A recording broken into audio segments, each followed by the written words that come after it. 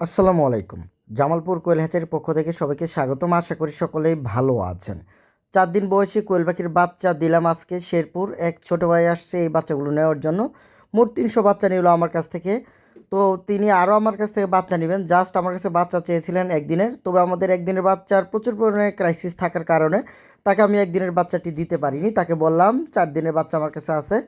পরবর্তীতে সে আমার কাছ থেকে ৪ দিনের বাচ্চাগুলোই নিল। সে প্যারেন্টস করবে, তার জন্য অনেক শুভকামনা এবং দোয়া এবং ভালোবাসা রইল। সে আমার কাছ থেকে আরও পরবর্তীতে বাচ্চা নিবে।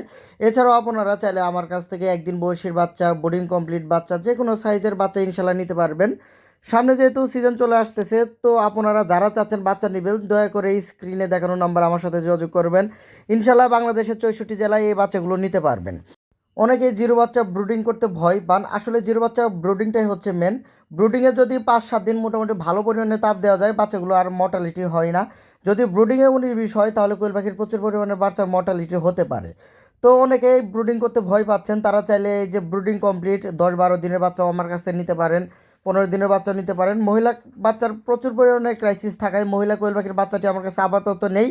আর খরচ কমাতে চাইলে অবশ্যই আপনাদের একদিন বয়সে কোয়েল পাখির জিরো বাচ্চা দিয়ে খামার শুরু করতে হবে। আমাদের প্রতিনিয়ত ৩ দিন পর পর বাচ্চা হ্যাচিং হয়। আপনারা চাইলে প্রতিনিয়ত ৩ দিন পর পর জিরো সাইজের বাচ্চাও নিতে পারবেন। এছাড়াও আমার কাছে বাংলাদেশের সবচাইতে ছোট পাখি কিং কোয়েল এই জাতও রয়েছে। আপনারা চাইলে যারা শৌখিন আছেন কিং কোয়েলের বীজ ডিম বা বাচ্চা যে কোনো সাইজের কিং কোয়েল ইনশাল্লাহ আমার কাছ থেকে নিতে পারবেন।